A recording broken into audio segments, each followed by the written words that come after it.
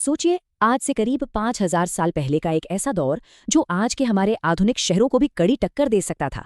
हैरानी होती है ना सुनकर। आज के इस एक्सप्लेनर में हम बिल्कुल यही करने वाले हैं। हम बात करेंगे एक ऐसी महान सभ्यता की जो अपने समय से सदियों आगे थी, जिसने बेहतरीन शहर बसाए लेकिन फिर अचानक से बिल्कुल रहस्यमयी ढंग से गायब हो गई। तो चलिए, सिंधु घाटी सभ्यता यानी इंडस वैली सिविलाइजेशन के उत्थान और उसके हैरानंगेज पतन के इन रहस्यों को गहराई से समझते हैं। और इस पूरे रहस्य को हम आज एक इन्वेस्टिगेशन की तरह समझेंगे। सबसे पहले हम बात करेंगे इस आधुनिक प्राचीन रहस्य की, फिर कैसे अचानक इन खंडहारों की खोज हुई। उसके बाद इस महानगर के शुरुआती बीजों पर गौर करेंगे, उनका स्वर्ण युग देखेंगे, उनका व्यापार और संस्कृति समझेंगे, और आखिर में बात करेंगे उस जलवायु पतन की जिसने सब कुछ खत्म कर दिया। तो चलिए अपने पहले कदम से शुरू करते हैं। एक आधुनिक प्राचीन रहस्य, एक ऐसी सभ्यता जिसने अपने दौर के सारे नियमों को बदल कर रख दिया था। अब सबसे बड़ा सवाल जो दिमाग में आता है वो ये कि आखिर लाखों लोग अचानक कहाँ गायब हो गए। देखिए, इस सभ्यता का सबसे बड़ा रहस्य ही यही है। यहाँ ना तो आपको युद्ध के कोई निशान मिलेंगे, ना ही किसी राजा के आलीशान महल, और ना ही बड़े बड़े मकबरे। यहाँ तक कि कोई ऐसी किताब भी नहीं बची जो उनकी कहानी बयान कर सके। वहाँ बची है तो बस एक रहस्यमयी खामोशी। एक पूरी की पूरी आबादी एक रहस्य बनकर रह गई है। और सच कहूं तो यही खामोशी हजारों सालों से इतिहासकारों और पुरातत्वविदों को परेशान कर रही है। और ये सभ्यता आखिर कितनी विशाल थी, इसका अंदाजा लगाना भी मुश्किल है। हम सब ने हमेशा मिस्र यानी इजिप्ट और मेसोपोटामिया की सभ्यताओं का बड़ा गुणगान सुना है ना?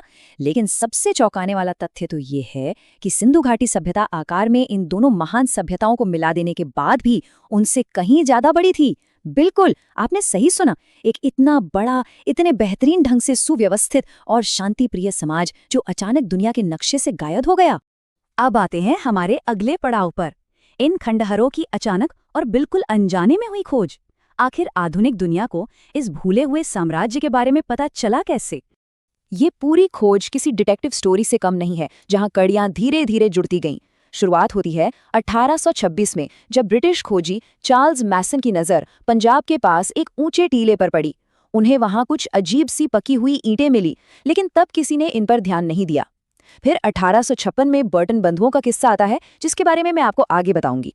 लेकिन इस कहानी में जो सबसे बड़ा मोड़ आया वो था 1921 में।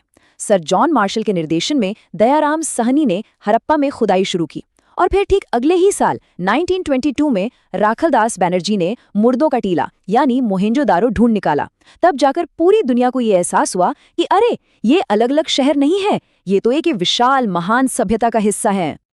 और यहाँ पर एक बड़ा ही हैरान करने वाला और थोड़ा अफसोसनाक तथ्य सामने आता है।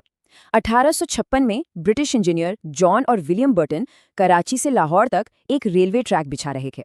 अब ट्रैक के लिए जब उन्हें पत्थरों की जरूरत पड़ी तो उन्होंने क्या किया? उन्होंने पास ही के हड़प्पा के खंडहरों से ईंटें निकालना शुरू कर दिया।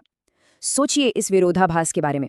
उन्हें बिल्कुल भी अंदाजा नहीं था कि वो जिन ईंटों का इस्तेमाल आधुनिक ब्रिटिश रेलवे ट्रैक बनाने में कर रहे हैं, वो दरअसल 4000 साल पुरानी और बेकीमती हैं। उन्होंने अनजाने में एक ऐसी महान सभ्यता के सबूतों को ट्रैक के नीचे दबा दिया जिसे तब तक दुनिया ने ठीक से जाना भी नहीं था। चलिए बढ़ते हैं तीसरे पड़ाव की तरफ। इस महानगर के बीज कहाँ से आए? क्योंकि जाहिर है, ऐसी विशाल सभ्यता अचानक से किसी जादू की तरह तो प्रकट नहीं हो गई थी। अगर हम समय में थोड़ा और पीछे जाएं तो कहानी लगभग 9000 साल पहले यानी 7000 BC में मेहरगढ़ से शुरू होती है। बोलन नदी के पास शुरुआती किसानों ने गेहूं और जौ उगाना शुरू किया था। फिर धीरे धीरे ये ज्ञान फैला। 3300 BCE आते आते हम अर्ली हड़प्पन फेज में आते हैं, जहां छोटे छोटे गांव अब कस्बों में बदलने लगे थे। और फिर आया 2600 BCE का वो दौर जब एक कमाल की क्रांति हुई। इन कस्बों ने विशाल महानगरों का रूप ले लिया। यही था उनका वो स्वर्ण युग, जो आगे चलकर 1900 BCE आते आते अचानक से पतन की ओर चला गया। अब इस आंकड़े पर गौर कीजिए, 1500 से भी ज्यादा। ये संख्या अपने आप में साफ दिखाती है कि ये सभ्यता कितने विशाल रूप से फैली हुई थी। आज तक ऐसी 1500 से ज्यादा अलग अलग जगह खोजी जा चुकी हैं। इनमें गुजरात का लोथल और धौलावीरा, राजस्थान का कालीबंगन और हरियाणा का राखीगढ़ी शामिल हैं। ये कोई छोटे मोटे कबीले या बस्तियां नहीं थीं, बल्कि ये एक ऐसी जगह थी जहां शहरीकरण अपने बिल्कुल चरम पर था। अगला यानी चौथा पड़ाव है इंजीनियरिंग अ गोल्डन एज। उनके स्वर्ण युग की ऐसी कमाल की शहरी योजना जिसने आज के आधुनिक वास्तुकारों को भी सोचने पर मजबूर कर दिया है। 13 लाख वर्ग किलोमीटर। जी हाँ, ये वो विशाल क्षेत्र है जहाँ ये पूरी सभ्यता फैली हुई थी। जरा इस स्केल को दिमाग में बिठाने की कोशिश कीजिए। जम्मू से लेकर महाराष्ट्र तक और उत्तर प्रदेश से लेकर ईरान की सीमा तक।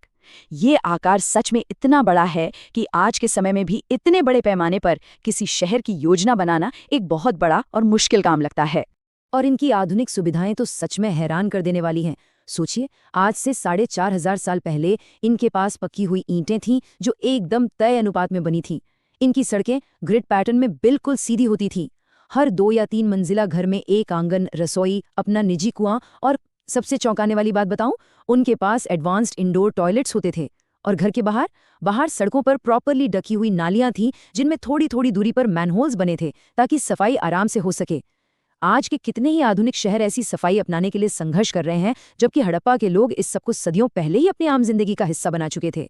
तो चलिए अब 5वें पड़ाव पर चलते हैं, व्यापार, संस्कृति और उनके रहस्य। देखते हैं कि इस निरंतर शांति के दौर में उनकी अर्थव्यवस्था कैसे फली फूली। मेलुहा, ये वो नाम था जिससे प्राचीन मेसोपोटामिया के लोग सिंधु घाटी सभ्यता को पुकारते थे।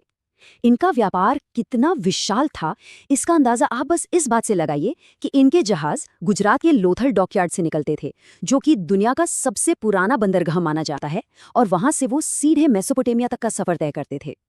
मेसोपोटामिया के राजा यहां से हाथी दांत, सोना, तांबा और लैपिस लजूली जैसे बेहद कीमती पत्थर मंगवाते थे। एक पूरा का पूरा विश्व स्तरीय व्यापारिक नेटवर्क चल रहा था, वो भी आज से 4,000 साल पहले। ये बस व्यापार में ही आगे नहीं थे, ये दुनिया के पहले लोग थे जिन्होंने कपास यानी कॉटन की खेती की थी। उन्होंने मापतोल के लिए बेस 16 का एक ऐसा जबरदस्त सिस्टम बनाया जो हजारों किलोमीटर के दायरे में बिल्कुल सटीक काम करता था। चन्हुदरू जैसी जगहों पर मनके बनाने की ऐसी बड़ी बड़ी फैक्ट्रीज थीं जिन्हें देखकर आज के बड़े लग्जरी ब्रांड्स भी सोच में पड़ जाएं। और मोहिंजोदारो से मिली उस डांसिंग गर्ल की कांसे की मूर्ति को देखिए, आप समझ जाएंगे कि उन्हें कांसे की ढलाई में कितनी महारत हासिल थी। पर ध्यान देने वाली सबसे बड़ी बात यह है कि ये एक पूरी तरह से शांतिप्रिय समाज था। यहाँ कोई हथियार नहीं मिले। ये लोग पीपल के पेड़ और स्वस्तिका जैसे चिन्हों के माध्यम से बस प्रकृति की पूजा करते थे। पर जानते हैं, इन सारी तरक्कियों के बावजूद आज भी एक बहुत बड़ी पहेली बाकी है, हड़प्पन स्क्रिप्ट। मिट्टी और पत्थर से बनी हजारों मोहरों पर जानवरों के चित्रों के साथ एक ऐसी लिपि मिली है जिसे आज तक दुनिया का कोई भी बड़ा विद्वान पढ़ नहीं सका है। ये उनका सबसे गहरा रहस्य है। जिस दिन भी ये लिपि पढ़ ली जाएगी ना, उस दिन पूरी दुनिया ये जान पाएगी कि ये बेहतरीन लोग आपस में क्या बातें करते थे, इनका दिमाग कैसे काम करता था और आखिर इनके नेता कौन थे। और अब हम पहुंच गए हैं अपने छठे और अंतिम पड़ाव पर, द क्लाइमेट कोलैप्स। आखिर इस इतने शानदार और स्वर्णिम साम्राज्य का अचानक पतन कैसे हो गया? इस पतन के बारे में बात करने से पहले एक पुरानी थियरी को क्लियर कर लेते हैं। काफी लंबा समय तक ये माना जाता रहा कि आर्यानों के आक्रमण ने इन शांतिप्रिय लोगों की सभ्यता को खत्म कर दिया था। लेकिन आज का आधुनिक विज्ञान और पुरातात्विक तथ्य इस आर्यन इन्वेजन की थियरी को पूरी तरह से गलत साबित कर चुके हैं। वहां ऐसा कोई आक्रमण नहीं हुआ था। तो फिर सवाल वही वापस आता है, आखिर उन लाखों लोगों का दुश्मन कौन था? असली मुजरिम कोई सेना नहीं बल्कि था जलवायु परिवर्तन। इन सभी घटनाओं ने मिलकर एक घटनाओं का चक्रव्यूह जैसी श्रृंखला बनाई। सबसे पहले उनकी जीवन रेखा यानी बड़ी नदियों ने अपना रास्ता बदल लिया। एक तरफ सरस्वती नदी सूखने लगी और दूसरी तरफ सिंधु नदी में भयंकर बाढ़ आने लगी। इसके बाद आया एक लंबा और भयंकर सूखा। उनके खेत बंजर हो गए, फसलें नष्ट हो गईं और उनका वो शानदार विश्वस्तरीय व्यापार नेटवर्क बिल्कुल वैसे ही धराशायी हो गया जैसे मिट्टी के खिलौने टूट जाते हैं। लाखों लोगों को मजबूर होकर अपना वो आलीशान शहरी जीवन छोड़ना पड़ा और वो पूरब तथा दक्षिण की ओर छोटे छोटे गांव में जा बसे। उन्होंने अपनी वो महान शहरी पहचान हमेशा के लिए खो दी। ये सब कुछ रातों रात नहीं हुआ था, बल्कि ये एक बहुत ही धीमी और दर्दनाक विदाई थी। और अब अंत में हमारे सामने एक बड़ा ही प्रभावशाली और गंभीर सवाल आकर खड़ा हो जाता है।